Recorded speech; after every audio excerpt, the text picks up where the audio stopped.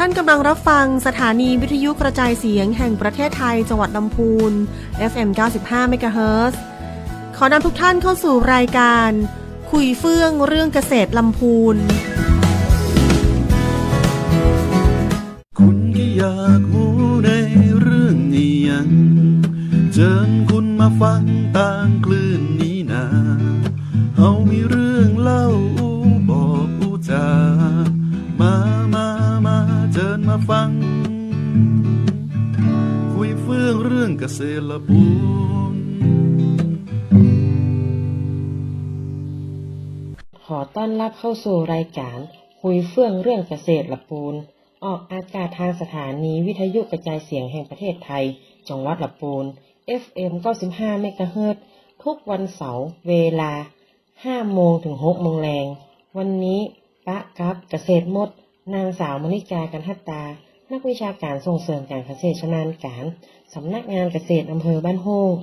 วันนี้เราจะพาทุกท่านไปสัมผัสกับชุมชนที่น่าสนใจแห่งหนึ่งในจังหวัดลำพูนนั่นก็คือตำบลบ้านโฮงชุมชนที่ได้ชื่อว่าเป็นต้นแบบแห่งการพัฒนาที่ยั่งยืนโดยการผสมผสานวิถีชีวิตดั้งเดิมเข้ากับการพัฒนาด้านการเกษตรวัฒนธรรมและธรรมชาติอย่างลงตัวดินแดนแห่งความอุดมสมบูรณ์และหลากหลายที่ซุกซ่อนเรื่องราวที่น่าสนใจไว้อย่างมากมายเรามาเริ่มต้นกันที่ความเข้มแข็งของชุมชนบ้านโฮงที่รวมตัวการสร้างสรรค์ผลิตภัณฑ์ท้องถิ่นอันเป็นเอกลักษณ์บอกว่าจะเป็น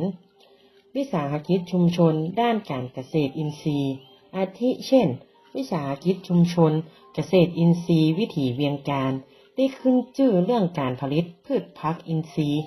คุณภาพที่ส่งให้กับบริษัทเบทาโกในพื้นที่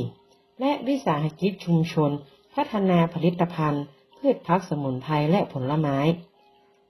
ที่เด่นในด้านการแปรรูปผลผลิตทางการเกษตรที่หลากหลายเช่นผลไม้ฟิตไดร์ผลไม้อบลมร้อนผลไม้อบแห้งงาดำคั่วอินทรีย์กระเทียมดำเป็นต้นเพิ่มมูลค่าให้กับสินค้าเกษตรได้อย่างน่าทึ่งซึ่งปัจจุบัน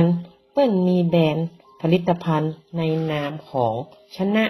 ที่วางขายในร้านกาแฟพันธุ์ไทยทุกสาขาทั่วประเทศไทยและยังได้รับรางวัลสถาบันเกษตรกรดีเด่นแห่งชาติสะท้อนให้เห็นถึงความสำเร็จในการนำโมเดล BCG เป็นแนวคิดเศรษฐกิจใหม่ที่มุ่งเน้นการพัฒนาอย่างยั่งยืนโดยผสมผสานเศรษฐกิจชีวภาพเศรษฐกิจหมุนเวียนและเศรษฐกิจสีเขียวเข้ากันได้อย่างลงตัวโดยวิสาหกิจชุมชนพัฒนาผลิตภัณฑ์พืชผักสมุนไพรและผลไม้ได้นำโมเดล BCG มาประยุกต์ใช้ในกระบวนการแปรรูปดังนี้ 1. เศรษฐกิจชีวภาพวิสาหกิจชุมชนเลือกใช้วัตถุดิบทางเกษตรที่ปลูกแบบอินทรีย์หรือบ่ใช้สารเคมีเพื่อลดผลกระทบต่อสิ่งแวดล้อมและสุขภาพของผู้บริโภคมีการส่งเสริมการปลูกพืชหลากหลายชนิดเพื่อสร้างความหลากหลายทางชีวภาพและลดความเสี่ยงจากการระบาดของศัตรูพืชมีการวิจัยและพัฒนาผลิตภัณฑ์รูปแบบใหม่ๆร่วมกับสถาบันการศึกษาในพื้นที่อย่างต่อเนื่องเพื่อเพิ่มมูลค่าให้กับผลิตภัณฑ์ 2. ในด้านของเศรษฐกิจหมุนเวียนมีการนำเศษเหลือทิ้งจากการแปรรูปบ่ว่าจะเป็นเปลือกผลไม้เศษผลไม้ใบไม้หรือกากสมุนไพรนำมาทำเป็นปุ๋ยหมักอาหารสัตว์หรือแม้กระทั่งนำมาเป็นวัสดุบรรจุภัณฑ์มีการร่วมออกแบบกับมหาวิทยาลัยในการออกแบบผลิตภัณฑ์และบรรจุภัณฑ์ที่สามารถนำกลับมาใช้ใหม่หรือรีไซเคิลได้ง่ายในด้านที่ 3. เศรษฐกิจสีเขียวมีการจัดการน้ำเสียและของเสียอย่างถูกวิธีเพื่อป้องกันมลพิษมีการอนุรักษ์ทรัพยากรธรรมชาติและฟื้นฟูระบบนิเวศมีการผลิตสินค้าที่ได้รับการรับรองมาตรฐานสิ่งแวดล้อมเช่นฉลากสีเขียวหรือมาตรฐานเกษตรอินทรีย์และยังให้ความสำคัญในการลดการใช้สารเคมีและวัสดุที่ ย่อยสลายในกระบวนการผลิตแฮมโตยและในปี 2564 วิสาหกิจชุมชนพัฒนาผลิตภัณฑ์พืชผักสมุนไพรและผลไม้ยังได้รับรางวัลวิสาหกิจชุมชนชนะเลิศระดับประเทศแฮมโตยต่อมาวิสาหกิจชุมชนในด้านของจักสานและทอผ้าในตำบลบ้านโฮงของเฮาก็อาทิเช่นวิสาหกิจชุมชนผลิตภัณฑ์กลุ่มสูงวัยบ้านหลองวัดเป็นกลุ่มที่มีความโดดเด่นในด้านงานจักสานไม้ไผ่โดยสมาชิกส่วนใหญ่เป็นผู้สูงวัยในชุมชนที่รวมตัวกันเพื่อสืบสานและอนุรักษ์ภูมิปัญญาท้องถิ่นด้านงานจักสานเช่นตะกร้าไม้ไผ่กระติบข้าวไม้ไผ่เครื่องใช้ในครัวเรือนที่ทำจากไม้ไผ่รวมถึงการนำภูมิปัญญาชาวบ้านและความเชื่อมาสรรสร้างเป็นผลิตภัณฑ์ได้แก่ตะเหลวเสริมดวงด้านความปลอดภัยปกป้องรักษาป้องกันสิ่งบ่ดีเป็นต้นวิสาหกิจชุมชนผลิตภัณฑ์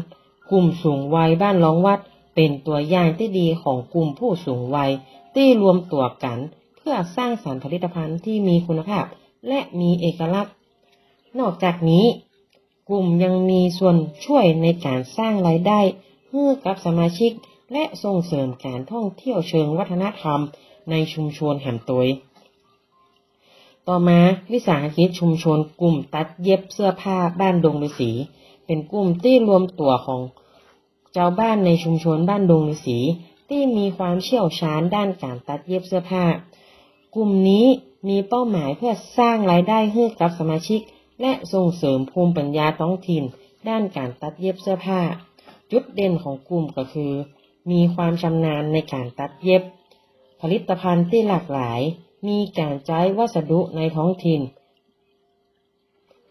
มีการส่งเสริมภูมิปัญญาท้องถิ่นกิจกรรมหลักของกลุ่มก็จะมีการตัดเย็บเสื้อผ้าสำเร็จรูปและเสื้อผ้าตามสั่งมีการผลิตภัณฑ์จากผ้าไม่ว่าจะเป็นกระเป๋าผ้าพันคอของที่ระลึกมีการจัดอบรมและให้ความรู้เกี่ยวกับการตัดเย็บเสื้อผ้ามีการจำหน่ายผลิตภัณฑ์ของกลุ่มให้กับลูกค้าทั้งในและนอกชุมชนต่อมาเป็นวิสาหกิจชุมชนแม่บ้านห้วยจานเบเกอรี่เป็นกลุ่มแม่บ้านเกษตรกรที่รวมตัวกันในหมู่บ้านห้วยจานตำบลบ้านโฮงอำเภอบ้านโฮงจังหวัดลำพูนเพื่อแปรรูปผลผลิตทางการเกษตรในท้องถิ่นโดยเฉพาะลำไยซึ่งเป็นผลไม้ที่ขึ้นชื่อของจังหวัดลำพูนกลุ่มเริ่มต้นจากการรวมตัวของแม่บ้านเกษตรกรที่ประสบปัญหาราคาลำไยตกต่ำจึงคิดแปรรูปลำไยเพื่อเพิ่มมูลค่ามีการพัฒนาผลิตภัณฑ์อย่างต่อเนื่องโดยนอกเหนือจากเค้กลำไยแล้วยังมีผลิตภัณฑ์อื่นๆบอกว่าจะเป็นเค้กมะพร้าวคุกกี้ลำไยเค้กฟักทองและผลิตภัณฑ์อื่นๆแฮมมากมายจุดเด่นของกลุ่มก็คือการนำผลผลิตทางการเกษตรในท้องถิ่นมาแปรรูปสร้างมูลค่าเพิ่มมีการพัฒนาผลิตภัณฑ์ที่หลากหลายตอบสนองความต้องการของตลาดมีการสืบทอดและพัฒนาภูมิปัญญาด้านการทำขนมของชุมชนโดยผลิตภัณฑ์ของกลุ่มเปิ้ลได้รับมาตรฐานมผช. 459/2547 โอท็อป4 ดาวอย.ทุกผลิตภัณฑ์ต่อมาเป็นวิสาหกิจชุมชนไร่นาสวนผสมบ้านห้วยแพ่งเป็นกลุ่มที่มุ่งเน้นการทำเกษตรแบบผสมผสานโดยมีกิจกรรมหลักคือการผลิตปุ๋ยหมักเพื่อใช้ในการเกษตรของสมาชิกและจำหน่ายให้กับบุคคลภายนอกจุดเด่นของกลุ่มนี้ก็คือมีการผลิตปุ๋ยหมักที่มีคุณภาพมีการส่งเสริมการเกษตรอินทรีย์มีการสร้างรายได้ให้กับชุมชนมีการเรียนรู้และแบ่งปันต่อมาเป็นวิสาหกิจชุมชนเกี่ยวกับสมุนไพรได้แก่วิสาหกิจชุมชนนวดแผนไทยแม่บ้านป่าป่วยตั้งอยู่ในหมู่บ้านป่าป่วยเป็นกลุ่มแม่บ้านที่รวมตัวกันเพื่อสืบสานและอนุรักษ์ภูมิปัญญาการนวดแผนไทยซึ่งเป็นมรดกทางวัฒนธรรมของชุมชนโดยกลุ่มนี้เปิ้นมีความเชี่ยวชาญด้านการนวดแผนไทย สมาชิกของกลุ่มได้รับการฝึกฝนและมีประสบการณ์ในการนวดแผนไทยทำให้มีความเชี่ยวชาญในด้านให้บริการนวดเพื่อบำบัดอาการต่างๆมีการใช้วัตถุดิบจากธรรมชาติกลุ่มให้ความสำคัญกับการใช้วัตถุดิบจากธรรมชาติในการให้บริการเช่นสมุนไพรต่างๆที่มีสรรพคุณในการบำบัดรักษามีการสืบสานภูมิปัญญาท้องถิ่นกลุ่มมีบทบาทสำคัญในการสืบสานและถ่ายทอดภูมิปัญญาการนวดแผนไทยให้กับคนรุ่นหลังโดยในทุกๆปีกลุ่มจะมีการจัดอบรมให้กับนักเรียนโรงเรียนป่าป่วยซึ่งเป็นโรงเรียนในสังกัดของอบจ.ลำพูนของเฮานี่เองแถมวิสาหนึ่งที่มีความสำคัญในด้านของสมุนไพรก็คือวิสาหกิจชุมชนศูนย์สมุนไพรพื้นบ้านสันตับเต่าเป็นกลุ่มที่รวมตัวกันของชาวบ้านในชุมชนบ้านสันตับเต่าตำบลบ้านโฮงอำเภอบ้านโฮงจังหวัดลำพูนที่มีความรู้และประสบการณ์ด้านสมุนไพรพื้นบ้านกลุ่มนี้มีเป้าหมายเพื่ออนุรักษ์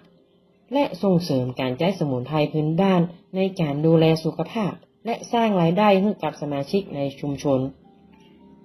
จุดเด่นของกลุ่มก็คือมีความรู้และประสบการณ์ด้านสมุนไพรมีการอนุรักษ์ภูมิปัญญาท้องถิ่นมีการส่งเสริมสุขภาพของชุมชนมีการพัฒนาผลิตภัณฑ์ที่หลากหลายกิจกรรมหลักก็คือการให้ความรู้เกี่ยวกับสมุนไพรพื้นบ้านการผลิตและจำหน่ายผลิตภัณฑ์จากสมุนไพรเช่นยาสมุนไพรลูกประคบและผลิตภัณฑ์ดูแลผิวมีการจัดกิจกรรมส่งเสริมการใช้สมุนไพรพื้นบ้านในการดูแลสุขภาพมีการส่งเสริมการปลูกสมุนไพรในชุมชนนอกจากนี้ยังมีการบูรณาการร่วมกับโรงพยาบาลบ้านโฮงและสำนักงานสาธารณสุขอำเภอบ้านโฮงเพื่อเข้ามาเป็นวิทยากรด้านสุขภาพร่วมตัวได้รับเชิญไปเป็นวิทยากรพิเศษสอนในสถาบันการศึกษาของชุมชนได้รับเชิญไปเป็นวิทยากรถ่ายทอดความรู้เรื่องการแปรรูปสมุนไพรเพื่อใช้แก้ปัญหาสุขภาพและเป็นรายได้เสริมวิสาหกิจชุมชนศูนย์สมุนไพรพื้นบ้านสันตับเต่าเป็นตัวอย่างของกลุ่มที่ประสบความสำเร็จในการนำภูมิปัญญาท้องถิ่นมาสร้างรายได้และส่งเสริมสุขภาพให้กับชุมชนต่อมาเป็นวิสาหกิจชุมชนกลุ่มนาหญ้าแพงโกล่าอำเภอบ้านโฮงเป็นกลุ่มเกษตรกรที่รวมตัวกันเพื่อปลูกและจำหน่ายหญ้าแพงโกล่าซึ่งเป็นหญ้าอาหารสัตว์ที่มีคุณค่าทางโภชนาการสูงเหมาะสำหรับเลี้ยงสัตว์เคี้ยวเอื้องเช่นโคกระบือและแพะจุดเด่นของกลุ่มคุณภาพของหญ้ากลุ่มให้ความสำคัญกับการปลูกและดูแลหญ้าแพงโกล่าอย่างพิถีพิถันทำให้ได้หญ้าที่มีคุณภาพดีมีคุณค่าทางโภชนาการสูงและก็ปลอดภัยจากสารเคมีการจัดเก็บที่เป็นระบบมีการสร้างรายได้ให้กับชุมชนมีการส่งเสริมการเลี้ยงสัตว์ที่ยั่งยืนโดยกิจกรรมหลักของกลุ่มก็คือการปลูกและการดูแลรักษาหญ้าแพงโกล่าการเก็บเกี่ยวและแปรรูปหญ้าแพงโกล่าการจำหน่ายหญ้าแพงโกล่าให้กับเกษตรกรและผู้สนใจการให้ความรู้และคำแนะนำเกี่ยวกับการปลูกและใช้หญ้าแพงโกล่าหญ้าแพงโกล่าเป็นอาหารสัตว์เป็นหญ้าอาหารสัตว์ที่มีคุณค่าทางโภชนาการสูงมีโปรตีนและไฟเบอร์สูงเหมาะสำหรับสัตว์เคี้ยวเอื้องหญ้าแพงโกล่าสามารถปลูกได้ในดินหลากหลายชนิดและทนทานต่อสภาพอากาศที่แห้งแล้งหญ้าแพงโกล่าสามารถนำไปใช้เลี้ยงสัตว์ได้ทั้งในรูปแบบหญ้าสดหญ้าแห้งและก็หญ้ามักก็เป็นแห่งวิสาหกิจหนึ่งที่ประสบความสำเร็จในการนำทรัพยากรท้องถิ่นมาสร้างรายได้และส่งเสริมการเลี้ยงสัตว์ที่ยั่งยืนในชุมชนเฮาก็ได้รู้จักการรวมกลุ่มของเกษตรกรในรูปแบบของวิสาหกิจกันไปแล้วเฮามาพักฟังเพลงเพราะๆกันสักครู่แล้วกำเดียวเฮามาปะกันในช่วงที่2กันต่อเจ้า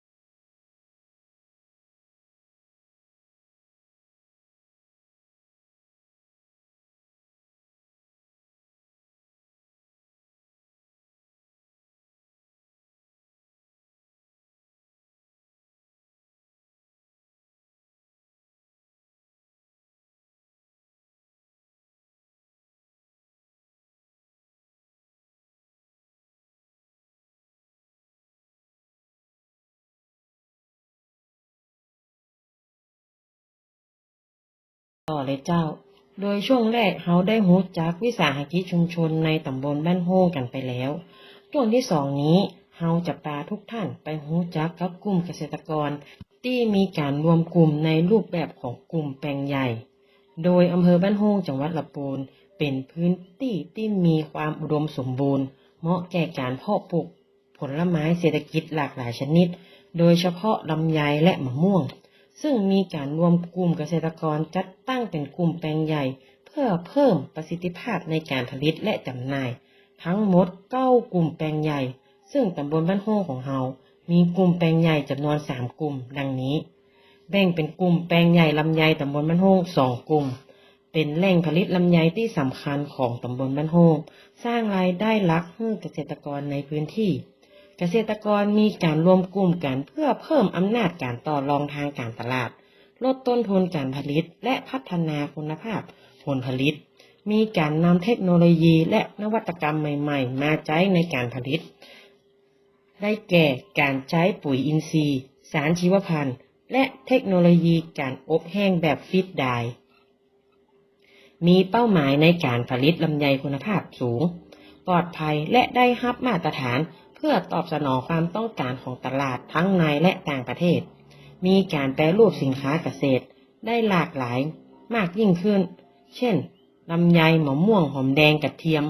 ลำไยสอดไส้ชนิดต่างๆมีการขับเคลื่อนงานด้านเกษตรอินทรีย์ของจังหวัดลำพูนผลิตสินค้าเกษตรอินทรีย์จำหน่ายโดยจำแนกสินค้าแบบอินทรีย์และ GAP มีการรับซื้อลำไยสดมัดปุกลำไยคัดเกรดลำไยแช่แข็งส่งให้กับแผงค้าในตลาดไทยและตลาดสี่มุมเมืองต่อมาเป็นกลุ่มแปลงใหญ่มะม่วงบ้านโฮงหลวงเป็นการรวมกลุ่มของเกษตรกรผู้ปลูกมะม่วงในพื้นที่บ้านโฮงหลวงเพื่อเพิ่มประสิทธิภาพในการผลิตและจำหน่ายมะม่วงคุณภาพมีการส่งเสริมการปลูกมะม่วงตามมาตรฐาน GAP เพื่อให้ได้ผลผลิตที่มีความปลอดภัยและมีคุณภาพมีการพัฒนาผลิตภัณฑ์แปรรูปจากมะม่วงไม่ว่าจะเป็นมะม่วงอบแห้งมะม่วงแจ่อิ่มและน้ำมะม่วงเพื่อเพิ่มมูลค่าให้กับผลผลิตมีการเชื่อมโยงตลาดกับผู้ประกอบการและผู้บริโภคทั้งในและต่างประเทศเพื่อสร้างความมั่นคงด้านรายได้ให้กับเกษตรกรทั้งแปลงใหญ่ลำไยตำบลบ้านโฮงและแปลงใหญ่มะม่วงตำบลบ้านโฮงเป็นตัวอย่างของความสำเร็จในการรวมกลุ่มเกษตรกรเพื่อพัฒนาการเกษตรในพื้นที่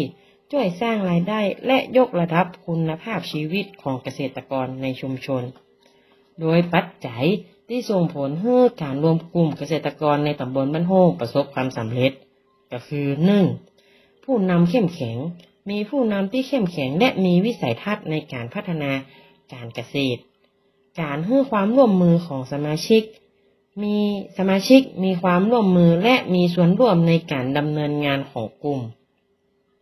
การสนับสนุนจากทางภาครัฐให้การสนับสนุนการรวมกลุ่มเกษตรกรผ่านโครงการต่างๆการสร้างมูลค่าเพิ่มมีการแปรรูปผลผลิตเพื่อเพิ่มมูลค่าและสร้างรายได้ให้กับเกษตรกรการตลาดที่เข้มแข็งมีการสร้างเครือข่ายการตลาดที่เข้มแข็งเพื่อจำหน่ายผลผลิตให้กับผู้บริโภคนอกจากกลุ่มแปลงใหญ่แล้วในตำบลบ้านโฮงของเฮายังมีศูนย์เรียนรู้การเพิ่มประสิทธิภาพการผลิตสินค้าเกษตรหรือห้องสั้นๆก็คือสพก.ในตำบลบ้านโฮงประกอบไปด้วยศูนย์การเรียนรู้ด้านการแปรรูปผลผลิตทางการเกษตรและเกษตรอินทรีย์ศูนย์เรียนรู้การผลิตด้านไม้ผลศูนย์จัดการศัตรูพืชชุมชนและศูนย์จัดการดินปุ๋ยชุมชนเป็นแหล่งเรียนรู้สำคัญสำหรับเกษตรกรในพื้นที่โดยมีบทบาทในการถ่ายทอดความรู้และเทคโนโลยีด้านการเกษตรเพื่อเพิ่มประสิทธิภาพการผลิตลดต้นทุนและสร้างรายได้ที่ยั่งยืนโดยบทบาทและหน้าที่ของสพก.ก็คือ 1. มีการถ่ายทอดความรู้และเทคโนโลยีให้ความรู้และฝึกอบรมแก่เกษตรกรในด้านต่างๆไม่ว่าจะเป็นการจัดการดินและปุ๋ยการป้องกันกำจัดศัตรูพืชการจัดการผลผลิตและการตลาด มีการสาธิตเทคโนโลยีและนวัตกรรมทางการเกษตรที่เหมาะสมกับสภาพพื้นที่เป็นแหล่งข้อมูลและให้คำปรึกษาเป็นศูนย์กลางข้อมูลด้านการเกษตรในพื้นที่ให้คำปรึกษาแก่เกษตรกรในการแก้ไขปัญหาและพัฒนาการเกษตร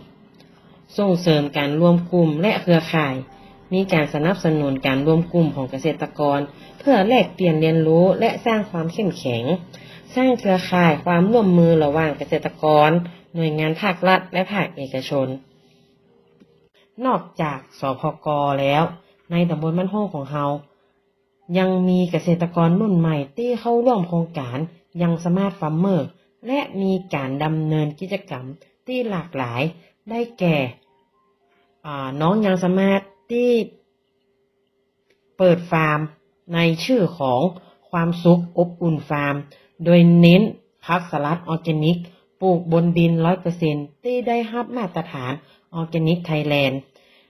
มีผลิตภัณฑ์ที่ขึ้นชื่อก็คือแซนด์วิชเพื่อสุขภาพที่มีวางจำหน่ายในร้านค้าอเมซอนต่อไปก็จะเป็นร้านบันจินฟาร์มบ้านโฮงเริ่มต้นจากการเป็นฟาร์มผักออร์แกนิกและได้พัฒนามาเป็นคาเฟ่ในเวลาต่อมาโดยมีแนวคิดที่จะให้คาเฟ่แห่งนี้เป็นมากกว่าคาเฟ่แต่ให้เป็นเสมือนบ้านที่ต้อนรับผู้มาเยือนโดยไม่ตีจิตของเจ้าของร้านจุดเด่นของบันจินฟาร์มก็คือวัตถุดิบจากสวนผักออร์แกนิกทางร้านให้ความสำคัญกับการใช้วัตถุดิบที่สดใหม่จากสวนผักออร์แกนิกที่ปลูกเองทำให้มั่นใจได้ในคุณภาพและความปลอดภัยของอาหารและเครื่องดื่มเมนูเพื่อสุขภาพโดยเฉพาะเมนูผักที่ตัดสดๆจากสวนบรรยากาศอบอุ่นเป็นกันเองความใส่ใจของเจ้าของร้านโดยรวมแล้วบันจินฟาร์มบ้านโฮงเป็นคาเฟ่ที่เหมาะสำหรับผู้ที่มีความต้องการสัมผัสบรรยากาศที่อบอุ่นเป็นกันเองและลิ้มลองอาหารและเครื่องดื่มเพื่อสุขภาพที่ทำจากวัตถุดิบสดใหม่จากสวนผักออร์แกนิกต่อมาเป็นดวงทองฟาร์มที่เริ่มต้นจากครอบครัวที่ทำการเกษตรมีการเลี้ยงผึ้งและส่งต่อกิจการให้กับลูกสาวโดยพัฒนาต่อยอดปรับเปลี่ยนพื้นที่ปลูกมะม่วงให้เป็นพื้นที่ปลูกผักปลอดภัยมีการแปรรูปผลิตภัณฑ์ต่างๆวางขายจำหน่ายในเพจ Facebook ในชื่อของดวงทองฟาร์มต่อมาเป็นฟาร์มขวัญกันเป็นยังสมาร์ทฟาร์มเมอร์ที่เด่นในเรื่องของการปลูกผักไร้ดินโดยส่วนใหญ่จะปลูกผักตามฤดูกาลและจุดที่สุดท้ายก็คือบ้านสวนพัฒนภาเป็นน้องยังสมาร์ทในปี2568นี้ซึ่งในสวนเปิ้นก็จะเป็นในการทำสวนแบบผสมผสานมีทั้งพืชหลักก็คือลำไยมะม่วงและมีการแบ่งพื้นที่มาปลูกฝรั่งไส้แดงหงเป่าสือและแบ่งโซนในการทำผักสลัดไฮโดรโปนิกแห่งตัวในช่วงที่2นี้ทุกท่านก็ได้มารู้จักกลุ่มแปลงใหญ่ศูนย์เรียนรู้การเพิ่มประสิทธิภาพและน้องยังสมาร์ทฟาร์มเมอร์ในตำบลบ้านโฮงของเราไปแล้วเราไปพักฟังเพลงเพราะๆกันสักกำแล้วปิกมาปะกันใหม่ในช่วงที่3กัน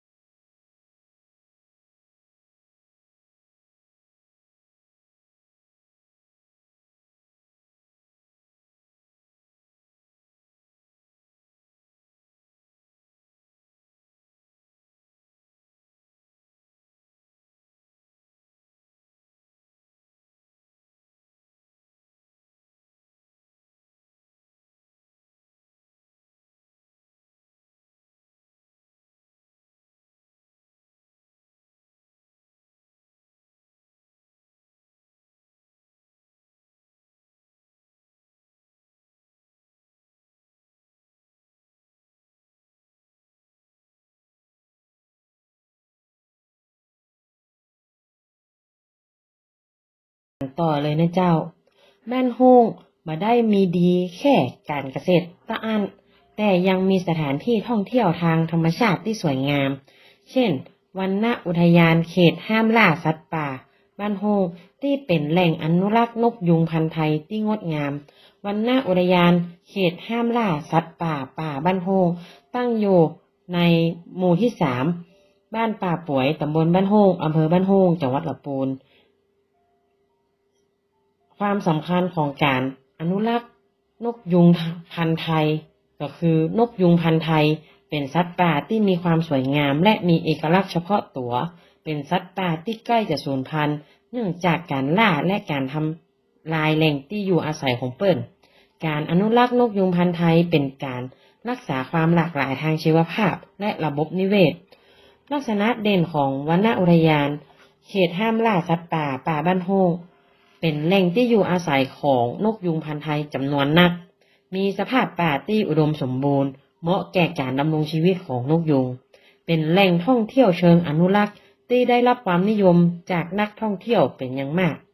โดยในช่วงเดือนตุลาถึงเดือนกุมภาของทุกปีจะมีเทศกาลชมนกยูงลำแพนโดยกิจกรรมที่น่าสนใจในวรรณอุทยานก็คือชมความสวยงามของนกยูงพันธุ์ไทยในธรรมชาติ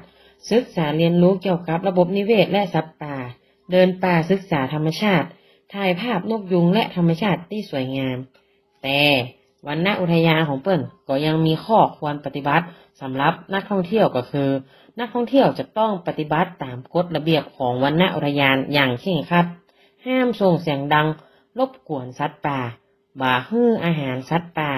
บ่าทิ้งขยะในวรรณอุทยานดังนั้นเราก็อยากจะแนะนำแหล่งท่องเที่ยวก็คือวรรณอุทยานเขตห้ามล่าสัตว์ป่าบ้านโฮงเพื่อเป็นสถานที่ท่องเที่ยวที่เหมาะสำหรับผู้ที่ต้องการสัมผัสธรรมชาติแล้วก็เรียนรู้เกี่ยวกับสัตว์ป่าและยังเป็นแหล่งอนุรักษ์นกยูงพันธุ์ไทยที่สำคัญซึ่งมีส่วนช่วยในการรักษาความหลากหลายทางชีวภาพของประเทศไทยแห่งตัวนอกจากธรรมชาติที่สวยงามแล้วบ้านโฮงเฮา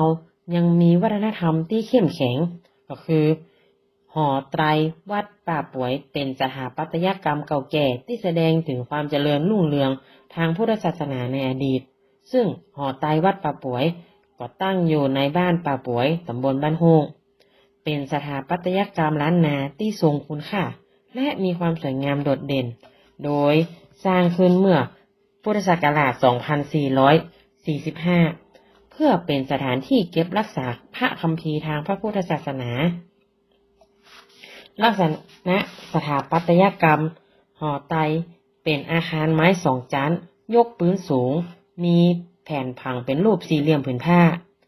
เสาชั้นลุ่มก่อด้วยอิฐฉาบปูนส่วนเสาชั้นบนและผนังทำจากไม้จั่วเป็นไม้แกะสลักลายเครือล้านนาลงลักปิดทองหลังคาเป็นเครื่องไม้มุงด้วยกระเบื้องดินขอมีจ่อฟ้าใบลกาหางหงส์ปูนปั้นปิดทองประดับกระจกความสำคัญทางประวัติศาสตร์และวัฒนธรรมหอไตรวัดป่าป่วยเป็นตัวอย่างที่งดงามของสถาปัตยกรรมล้านนาโบราณ